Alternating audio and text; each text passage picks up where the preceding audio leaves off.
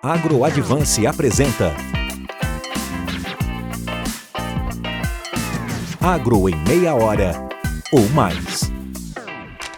Olá pessoal, sejam todos muito bem-vindos a mais um episódio do nosso podcast Agro em Meia Hora ou Mais, onde a gente traz referências de temas diversos do agronegócio para contar um pouquinho mais aqui das suas áreas de atuação, temas muito relevantes para quem está dentro da porteira, pós-porteira também. Então, continue acompanhando que esse episódio está sensacional. Eu sou o Luiz Gustavo Mendes, aqui da AgroAdvance, mais conhecido como Guia, meu nome de faculdade aqui da Exalc em Piracicaba, onde eu formei. E hoje estamos aqui com a presença do Dr. Gery Eduardo Meneghello. O Gery, ele é engenheiro agrônomo, mestre e doutor em ciência e tecnologia de sementes e atua na área de controle de qualidade, gestão de sistemas e projetos nas áreas de ciência e tecnologia de sementes. Hoje, o Gery vai falar um pouquinho mais para a gente sobre a sua trajetória profissional e abordar alguns pontos a respeito da área de germinação de sementes. Então, como todos vocês sabem, né, a semeadura e o plantio, uma etapa fundamental, desde que bem feitas, que a gente vai seguir aí a condução posterior da lavoura. Então, a gente vai trazer alguns pontos fundamentais para vocês se atentarem a respeito desse tema. Gery, seja muito bem-vindo, obrigado pela participação aqui no nosso podcast. E se você puder começar falando um pouquinho mais aí da sua trajetória, quando que o senhor decidiu seguir essa área e viu que queria trabalhar com essa área de tecnologia de sementes? Muito bem, obrigado, Luiz Gustavo, obrigado à AgroAdvance pela oportunidade de estar aqui para conversar um pouco com as pessoas que nos assistem sobre esse tema tão fascinante para a gente, que é as sementes. Sou o Gery Eduardo Meneghello, engenheiro agrônomo, e fiz a minha formação, tanto de graduação como pós-graduação, na Faculdade de Eliseu Maciel, da Universidade Federal de Pelotas, Rio Grande do Sul. E desde a época de graduação, quando a gente ainda está um pouco indeciso sobre o que vai fazer profissionalmente, a gente procura oportunidades que as universidades oferecem, e eu busquei uma oportunidade de estágio. E por acaso do destino, lá no ano de 1995, puxa, isso faz tempo, fazem quase 30 anos, eu iniciei as minhas atividades como estagiário lá no laboratório de sementes vinculado ao programa de pós-graduação em ciência e tecnologia de sementes. A vida nos propiciou a oportunidade de ingressar para atuar profissionalmente na universidade, para cursar, então, mestrado e doutorado, e no futuro, depois, já desde o ano de 2010, então, eu passei a atuar como orientador dentro do programa de pós-graduação. E desde então tem sido o nosso objeto de estudo esse fascinante tema que é as sementes, o insumo, ou melhor dizendo, recentemente numa conceituação que nós estamos passando a adotar, uma matéria-prima fundamental para a agricultura, né? Sem sementes a gente não faz agricultura, sobremaneira agricultura produtora de grãos, né? E a gente sabe que o momento bastante crítico, bastante importante, é o momento justamente do estabelecimento das lavouras. Quer seja uma lavoura comercial, quer seja uma pequena horta, quer seja uma lavoura de subsistência, uma lavoura no nível empresarial, uma lavoura no nível de agricultura familiar. Nós sempre precisamos da utilização de sementes, sempre precisamos evitar todos os esforços necessários para que a germinação e o estabelecimento, né, germinação e emergência, combinando com o estabelecimento da lavoura, ocorra a contento. Nem sempre isso é possível, né? E nós vamos comentar aí nesse podcast aí, alguns desses fatores estressantes que podem comprometer ou até favorecer o processo de emergência em alguns casos, certo? Muito legal, Gery. Como todo mundo já sabe, né? Acho que muitos já ouviram falar essa frase, que a gente hoje tem mais tecnologia numa semente do que no celular, no smartphone. E pensando, né, em todos os eventos, né, Gery? Tudo que foi ali sendo melhoramento genético, tudo que foi de tecnologia também inserido ali, eventos tecnológicos, para que a semente, né, consiga hoje ser uma fonte principal ali para quem está utilizando. E aí o Gery até comentou aqui, né, sejam grandes produtores ou também aquele pessoal que escuta a gente, escuta o nosso podcast, que também tem, às vezes, uma pequena propriedade e também faz a semeadura ali nas suas fazendas. E, Gery, começando aqui a nossa conversa com uma pergunta um pouco mais macro, né, a respeito aí desse universo de sementes, quais são as interações mais significativas dentre os fatores abióticos durante o processo de germinação das sementes. E se o senhor puder comentar também, Gênio, o que são esses fatores abióticos? Para algumas pessoas pode ser que essa palavra seja nova, né? Aí a gente segue aqui no nosso podcast também. Perfeito. Se me permite, Luiz, antes de responder essa pergunta, eu queria enfatizar um pouco mais o que você falou da tecnologia que tem em uma semente, né? A semente é a fonte agregadora de toda a tecnologia que os programas de melhoramento desenvolvem. A cada ano são lançadas novas cultivares com características próprias de produtividade, resistência a doenças, adaptação a diversos microclimas, e os programas de melhoramento selecionam essas cultivares para isso, para determinadas características. E é justamente a semente que leva essa tecnologia a todos os locais em que ela é utilizada, né? Então, você foi muito feliz nessa sua colocação, que realmente há muita tecnologia envolvida nas sementes. E respondendo objetivamente a sua pergunta, quais são os fatores ambientais que podem interagir no processo de germinação, é importante observar que nós utilizamos, tanto você quanto eu, utilizamos essa palavra no plural, fatores, porque não é só um fator que atua que pode atuar no processo, interferindo, né, afetando o processo de germinação. São diversos fatores que podem atuar de forma isolada ou, na maioria dos casos, de forma combinada. E a gente pode dividir esses fatores em dois grandes grupos. Os fatores chamados bióticos, ou seja, que eles têm como ente que provoca esse efeito um organismo vivo, que pode ser um micro-organismo. Por exemplo, um fungo de solo, ele pode ser um fator que está agindo, ou um inseto praga pode estar agindo, inclusive um próprio animal, um pássaro que pode ir lá e danificar uma plântula em germinação com a semente no processo de germinação. Então, esses são os fatores bióticos. E há um outro grande grupo de fatores, são chamados fatores abióticos, que eles não têm uma causa relacionada com um micro-organismo. Aí nós podemos citar os excessos e as faltas, os extremos. O excesso da água, a falta d'água. A temperatura muito alta, a temperatura muito baixa. Um solo muito compactado, um solo com a presença de um metal pesado, um solo com uma alta concentração de sais, os chamados solos salinos, ou uma alta concentração de salinidade, ou também todos aqueles fatores provocados pelo homem, pelo agricultor que está manejando aquela semente. E eu cito alguns deles, por exemplo, depois nós podemos detalhar, conversar um pouco mais sobre cada um deles. Por exemplo, cada cultura tem uma recomendação de profundidade de semeadura. Eu semear muito superficial é ruim, semear uma profundidade muito grande também é ruim, né?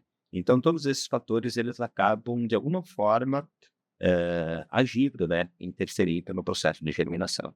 E acho que é super legal, né, Gélis? Você comentou, então, abióticos, né? O A e a partícula de negação, né? E bióticos se relacionam à vida, né, Gélis? Exatamente. E aí, olhando nisso também, né? Já vou puxar um pouquinho o tema. Às vezes a gente tem muito micro-organismo presente ali no solo que pode afetar essa germinação de sementes, né, Gélis? Você poderia citar, talvez, algum caso específico no qual você observou um impacto desse, né? Presença de micro-organismos ali afetando, talvez, a germinação? Perfeito. Os micro-organismos que afetam ou que podem interferir no processo de germinação, eles podem estar presentes tanto no solo como na própria semente. A semente também é um meio de propagação de micro-organismos. Inclusive, há muitos relatos da história agrícola mundial de pragas que passam a existir em regiões onde elas não existiam tradicionalmente. É por isso que há, por exemplo, barreiras sanitárias na importação e exportação de sementes, porque a semente ela tem a capacidade de levar o micro-organismo para regiões muito distantes. Você imagina, nós podemos produzir uma semente num país, exportá-la para milhares de quilômetros e ela ser utilizada lá naquele local. O micro-organismo, se ele está contaminando, infestando ou infectando a semente, ele pode ir para essas longas distâncias, né? Mas há também os micro-organismos que estão presentes no solo. E você imagine, vamos imaginar o seguinte, Luiz e toda a galera que está nos assistindo. Uma plântula quando a semente está se transformando no processo germinativo, ela é um organismo muito frágil, muito sensível. Então, um ataque de fungos, e eu estou usando esse grupo de micro-organismos por ser um dos que mais comumente atacam e causam danos às sementes, eu posso estar provocando, por exemplo, um dumping off, um tombamento de plântula, e que é uma ação prejudicial irreversível. Porque no momento em que você eh, fez com que haja uma contaminação em toda a plântula, praticamente destruindo estruturas essenciais vitais, aquela plântula sucumbe, aquela plântula morre, né? Então, nós temos vários exemplos de relatos de agricultores, praticamente todos os anos que a gente recebe, né? Ah, deu um ataque de fungo aí, deu tombamento de plântula em determinada região. Ah, em determinados locais também deu um ataque de insetos pragas, porosa, insetos mastigadores, que vão simplesmente danificando todas essas plântulas e podendo, em alguns casos, comprometer, né, drasticamente essa situação. É por isso, talvez, certamente essa é uma das causas, né, e muitas culturas têm se utilizado em altos índices, né, o tratamento de sementes, né, que inclusive foi objeto aí de outras participações nossas aqui na AgroAdvance, né, e é uma maneira de proteger essa semente. A gente está criando condições para que a semente desenvolva todo o seu potencial. De que maneira que essa proteção é feita, restringindo o desenvolvimento desses outros organismos que são potencialmente danosos para a semente. E aí, Rogério, seja o tratamento de semente industrial, né, ou seja o feito ali na propriedade, desde que bem feito, né, observado as recomendações agronômicas, acho que boa parte desses micro-organismos a gente consegue, né, eliminar já utilizando um bom tratamento de sementes. Exatamente. É muito importante esse aspecto que você comentou, porque quando a gente faz o tratamento de sementes, a quantidade de princípio ativo que a gente usa por unidade de sementes, visto que as recomendações geralmente elas são feitas na base 100 quilos, né? X ml de princípio ativo por 100 quilos de semente. Falando de grandes culturas aqui, né? Soja, por exemplo, arroz, trigo. Se a gente dividir essa quantidade por uma única unidade de sementes, é uma unidade de valor bem pequeno. Então, é importante que a gente consiga usar estratégias para que essa distribuição do produto ela seja o mais homogênea possível entre todas as sementes. Utilizar uma dose muito alta, eu posso estar causando alguma fitotoxicidade. Utilizar uma dose muito baixa, eu posso não estar fazendo a proteção devida àquela semente. Então, é importante usar estratégias e técnicas. Existem procedimentos aí que conseguem aí entregar uma boa qualidade de tratamento de sementes, fazer uma boa proteção ao semente. Rogério, uma dúvida que o pessoal tem aqui também é até na utilização de grafite, né? Às vezes para escoamento melhor aí, melhorar a plantabilidade ali da máquina, isso pode afetar também o tratamento de sementes? O senhor tem visto aí no campo? Primeiro, eu gostaria de me posicionar por que é utilizado o grafite ou o pó secante ou esses produtos que têm essa ação lubrificante.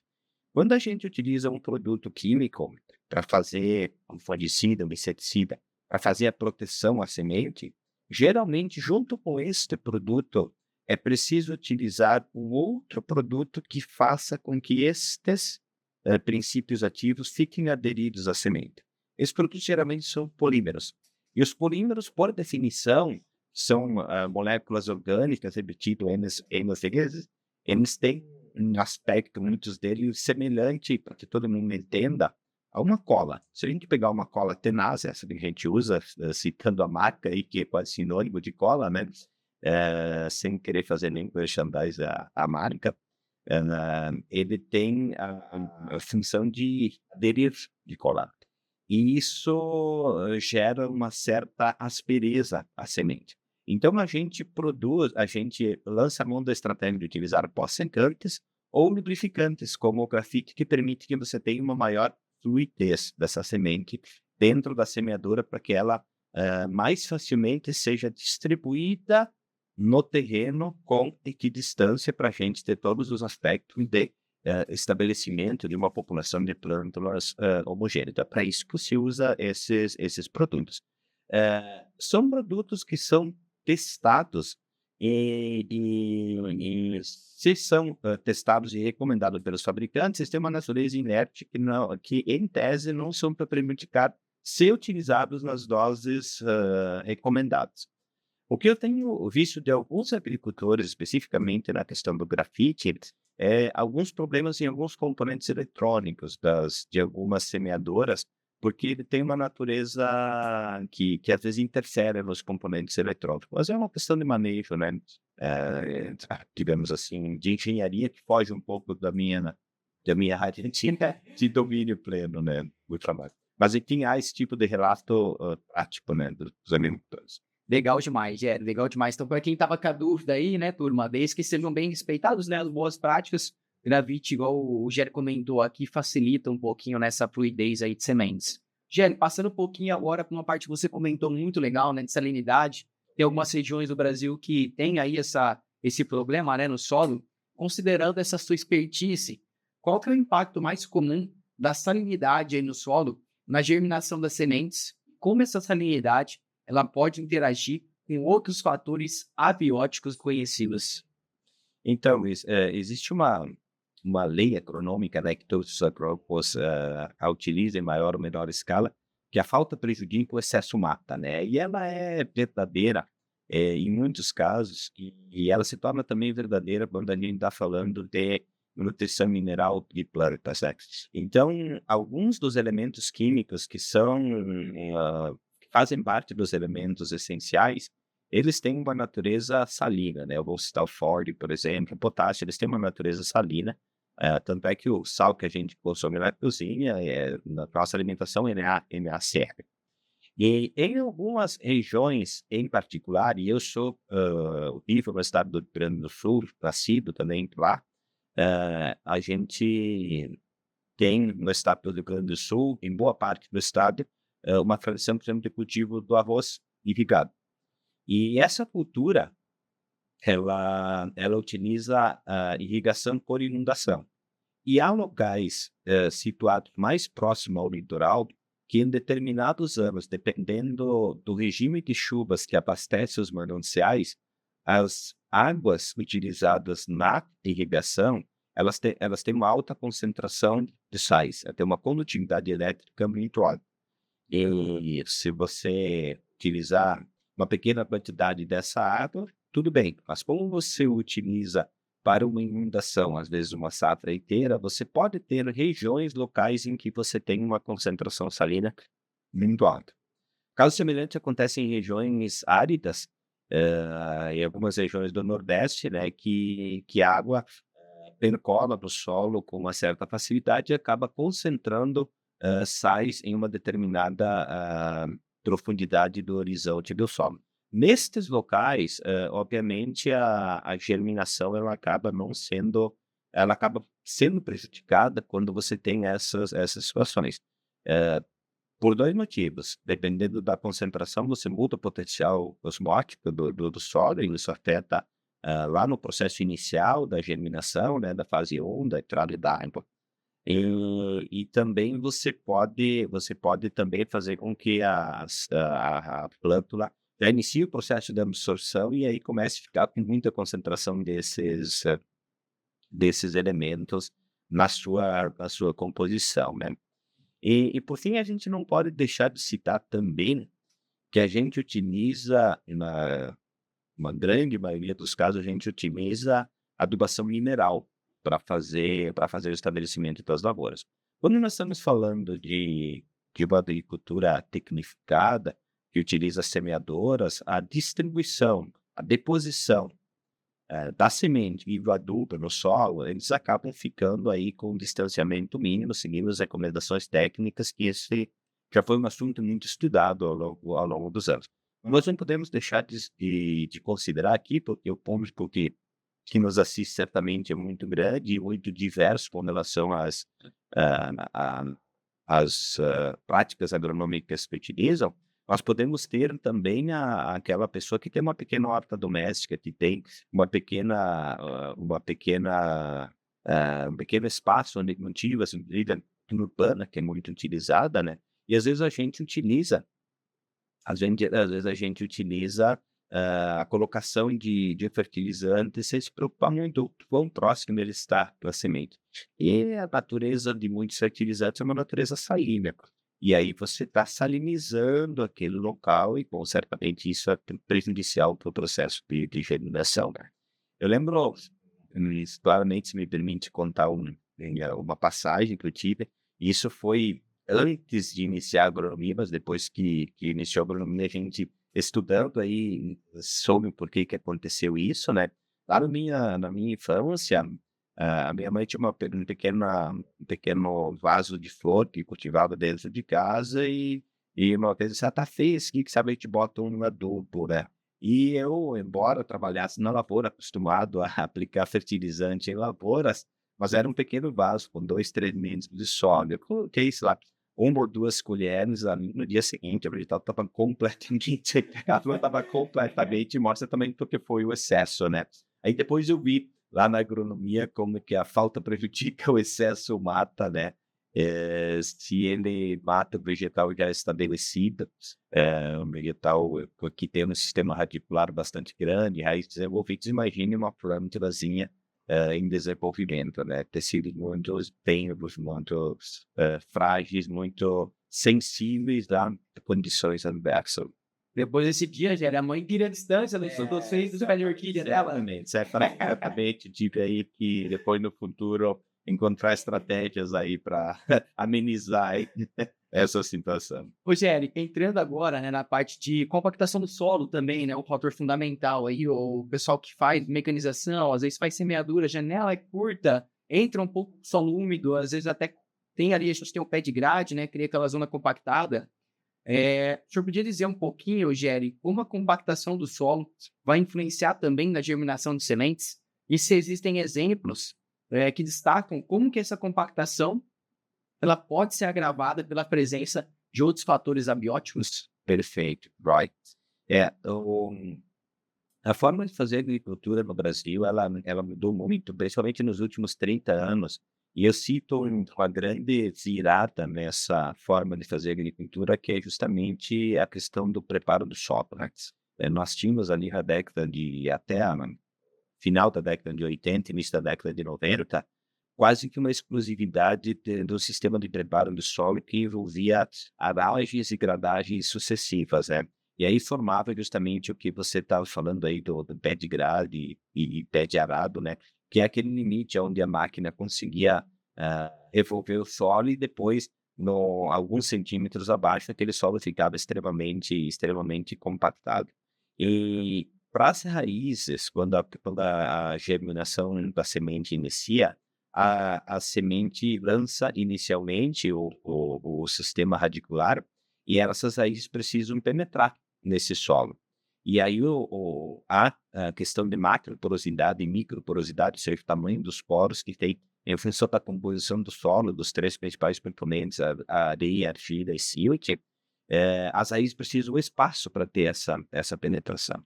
E aí um dos benefícios aí do sistema de plantio direto, do não envolvimento do solo, além da proteção com camada de vegetal que permanece sobre o solo, que você diminui muito a erosão, você diminui o número de passadas de máquina dentro da lavoura. Por isso, você diminui a compactação desse solo. Diminuindo a compactação desse solo, você oferece melhores condições para as raízes das plantas conseguir se estabelecer. Então, você imagina assim, se a gente semeia num solo que foi extremamente compactado, ou seja, que passou um rodado de um trator, um rodado de uma colhedora, ou seja, de qualquer equipamento, inúmeras vezes, você está ali compactando aquele solo e não tem um espaço para as raízes conseguir penetrar. Então, o sistema radicular de uma planta, seja ele pivotante, seja ele em cabeleira, ele tem uma forma como naturalmente ele deveria se estabelecer no solo.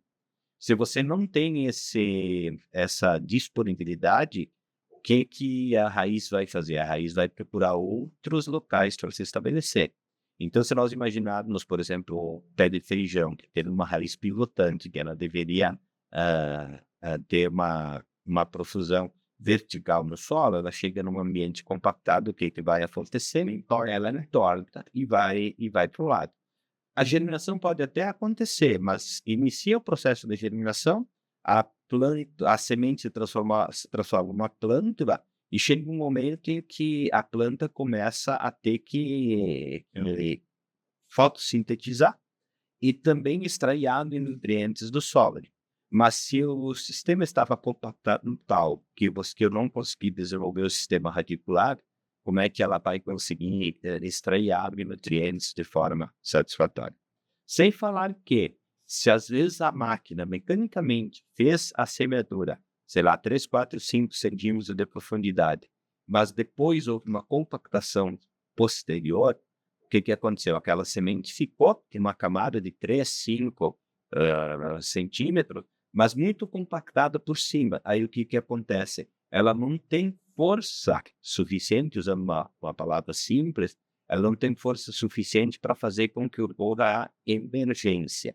Às vezes até inicia o processo de germinação lá embaixo, que é emitir radícula, desenvolver uma plântula normal, mas tem que ter força, capacidade para emergir a superfície do solo e aí fazer o seu desenvolvimento a pleno. Às vezes a compactação não permite que isso aconteça. Eu sei que estou me alongando nesse tema, mas eu não posso deixar de comentar que a compactação ela pode ser por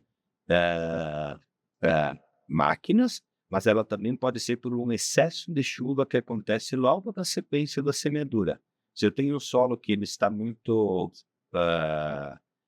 revolvido, e dependendo da natureza do conteúdo de argila que você tem no solo, o que acontece? Forma uma espécie de uma crosta por cima. Não é propriamente uma compactação, mas o efeito é o mesmo.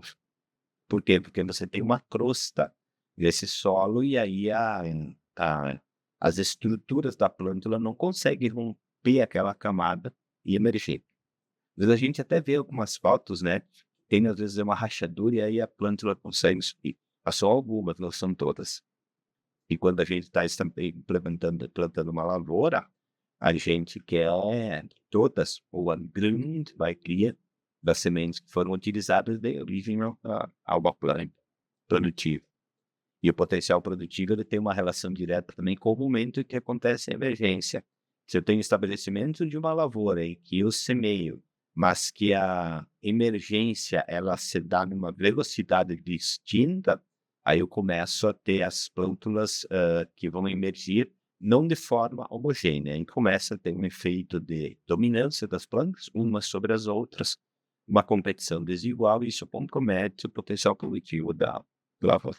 Show de bola, Géry. E até se a gente for olhar, né, o pessoal que já vem acompanhando os resultados aí do SESB, né, que são os campeões de produtividade, boa parte das lavouras são em áreas aí com ausência de compactação. Hoje a gente tem, inclusive, né, alguns equipamentos como penetrômetros, só que é relativamente difícil, né, Géry, para fazer, porque às vezes é igual o Géry comentou, no rodado ali eu tenho uma área compactada e às vezes 15, 20 centímetros para o lado, já não tenho. Mas hoje a gente já tem tecnologia, é importante, né, pelo menos o produtor ficar atento, né, com compactação. Igual o Géry comentou, vocês viram, né? Vai atrapalhar toda a parte posterior aí de tanto aprofundamento de raízes e aí água, nutrientes também. A gente vai já começar em baixas produtividades, né? Então, se atentem à compactação, que é muito importante. Géry, levando em conta a sua experiência, quais são os desafios mais comuns enfrentados quando altas temperaturas e deficiência hídrica ocorrem simultaneamente durante a germinação das sementes? Quais estratégias têm sido eficazes para lidar com esse desafio? Se deficiência hídrica já é difícil, né, Géry? E quando vem junto com altas temperaturas, acho que é ainda pior, né? Talvez qualquer outra pessoa, diante dessa tua pergunta, diria que me arrepia os cabelos. Não é o meu caso, né? Por motivos óbvios, mas arrepia os cabelos porque lá no sul do país, né, no Rio Grande do Sul, nós viemos aí de 2 anos de deficiências hídricas muito, muito severas, né? Que prejudicaram muito o potencial produtivo aí das lavouras. Por exemplo, as previsões indicam que nesta safra o Rio Grande do Sul vai colher algo como 70% a mais do que foi o ano passado. Não é porque foi um incremento de produtividade, é que agora é uma colheita relativamente normal comparado à frustração que houve nos 2 últimos anos, né? Em contrapartida, o efeito aí do fenômeno El Niño tem provocado alguns reveses climáticos, então aqui mais na região central do país. O fato é que esses dois esses dois elementos, via de regra, eles vêm juntos. Porque quando eu tenho uma seca, uma estiagem, geralmente eu não tenho poucas nuvens, certo? E a falta d'água se manifesta por um excesso de evaporação, ou seja, uma evaporação bem maior do que o acúmulo de chuvas. Então, se eu tenho, e para que ocorra bastante evaporação, tem que ter alta temperatura. Então, é uma coisa que geralmente vem junto, né? Eu tenho as duas coisas em via de regra. Aí você imagina semeando uma semente nessa condição. Primeiro, as sementes de todas as espécies elas têm uma temperatura ótima para se desenvolver. Tanto é que no processo de avaliação de qualidade, cada uma delas, elas têm temperaturas adequadas para fazer um teste de germinação. Porque na natureza, o seu centro de diversidade das espécies, elas se desenvolveram, se adaptaram a uma determinada condição. Então, quando a gente foge da temperatura ótima de desenvolvimento daquela cultura, eu começo a ter um metabolismo não trabalhando a pleno. Então, isso já é um problema por si só da temperatura. Bom, e a água ela é essencial para todo desenvolvimento, né? A semente precisa absorver a água, precisa aumentar muito o seu potencial, o seu conteúdo conteúdo de água, para que consiga aí ter um desenvolvimento celular, para que consiga ter divisão celular e aí fazer todas as reações aí de reparação das membranas e ter desenvolvimento radicular, emissão de radícula e das partes aéreas, né? Então tem essas duas coisas funcionando, são dois elementos chaves e que vão prejudicar e prejudicam muito o desenvolvimento das sementes dessa parte. E não é incomum que o elemento que nós comentamos há pouco, que esteja associado também, que às vezes eu tenho alta temperatura, compactação de solo e deficiência hídrica. Que também você tem uma relação direta, né? A compactação do solo, dependendo da umidade que o solo tem, está na capacidade de campo ou não está, o efeito de passar uma máquina naquele local, um rotato de uma máquina vai ser mais ou menos impactado por uma extensão da unidade de solo. Muito bom, Jerry. E para quem não pegou a piadinha que não arrepia o cabelo aqui do Jerry, depois vocês vão ter que entrar no canal da Biodivance e ver o vídeo nesse podcast aqui. Aí a hora que vocês abrirem o vídeo aí, vocês já vão entender isso. Perfeito. Eu esqueci que... Só tá escutando? Eu esqueci que... Maravilha, turma. Partindo por encerramento aqui, Jerry, do nosso podcast, queria que você comentasse um pouquinho como a qualidade de semente ela vai impactar a suscetibilidade aos efeitos combinados dos fatores abióticos e bióticos durante esse processo de germinação, Jerry. E quais são as medidas que têm sido aí eficazes para garantir uma melhor qualidade de sementes nessas condições adversas que a gente está conversando aqui? Um objeto de estudo de um grande número de pesquisadores que trabalham com sementes é estudar formas de que a gente consiga entregar para os produtores, para os consumidores de sementes, para os agricultores, sementes de qualidade. Por quê? Porque a gente já está provado em inúmeras culturas que tem uma relação direta de qualidade de sementes com potencial produtivo das lavouras. E essa qualidade, ela se manifesta de sobremaneira quando as condições são adversas no campo. É o que se chama do efeito do vigor da semente. Às vezes você tem dois lotes de germinação com germinação semelhante, no entanto, um deles tem um vigor superior do que o outro. Em condições favoráveis e condições normais, o estabelecimento no campo ele vai ser muito similar aos dois casos. No entanto, quando as condições são adversas, nós temos um estabelecimento muito mais satisfatório naqueles lotes que você tem alta qualidade. Como é muito comum a gente ter uma condição adversa, uma ou outra condição adversa, a utilização de sementes de alta qualidade, ela se mostra como uma alternativa muito promissora para você não atenuar, mas enfrentar com mais tranquilidade um efeito adverso que pode existir. O exemplo talvez mais didático para se falar sobre isso é, por exemplo, a profundidade de semeadura.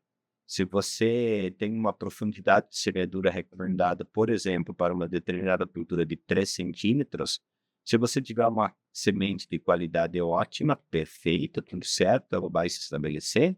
Se você tem uma semente de qualidade mediana, ela até vai se estabelecer, mas se as condições forem favoráveis. Se as condições forem desfavoráveis, o primeiro caso, utilizando uma semente de alta qualidade, ela vai conseguir superar aquela adversidade. A pequena não vai conseguir. Então, aí fica uma dica, realmente uma recomendação que nós entendemos muito importante para todos os agricultores: utilize semente da mais alta qualidade possível. Protejam a semente da melhor forma possível, utilizando um tratamento de sementes. Protejam a semente armazenando com a condição adequada. E quando forem fazer a semeadura, utilizem a melhor técnica agronômica possível, posicionando na janela de semeadura mais adequada, na profundidade recomendada, no posicionamento do fertilizante também, de uma forma adequada, levando em consideração as características, as condições climáticas do local que nós temos hoje, para um curto espaço aí, de alguns dias pela frente, a gente consegue ter uma boa assertividade climática, né? Então, o posicionamento do momento da semeadura, ele é muito importante. Lógico que a gente entende, a gente conhece a realidade agronômica do Brasil. Às vezes você faz uma escolha de uma semeadura, não somente em função daquela safra, mas da safra seguinte também, né? A gente precisa maximizar o potencial produtivo de uma propriedade. A gente precisa viabilizar eventualmente fazer primeira safra e segunda safra. Mas dentro do limite do bom senso, né, é possível a gente posicionar sempre respeitando as condições climáticas mais favoráveis para a semente. Muito bom, Géry. Chegando agora ao final aqui do nosso podcast, falamos, né, um podcast que a gente falou sobre qualidade de sementes, falamos sobre fatores abióticos, um pouquinho de bióticos também que podem influenciar no processo germinativo, salinidade do solo, compactação. Então, assuntos muito relevantes para quem está aí no dia a dia, né, do campo. Tem que se atentar, usar semente de qualidade. O Géry até falou aqui, né, alguns insights super bacanas. Uma vai conseguir ainda suprir aquela necessidade de se desenvolver, a outra talvez, né, não vai conseguir chegar no dossel, no stand de plantas ideal. Então, são vários fatores que, para quem está dentro do campo aí, são muito relevantes. Géry, se você quiser agradecer aí, o pessoal que está escutando a gente até agora, o pessoal que está assistindo a gente no YouTube, fica à vontade, a gente já está partindo aqui para o final do nosso podcast.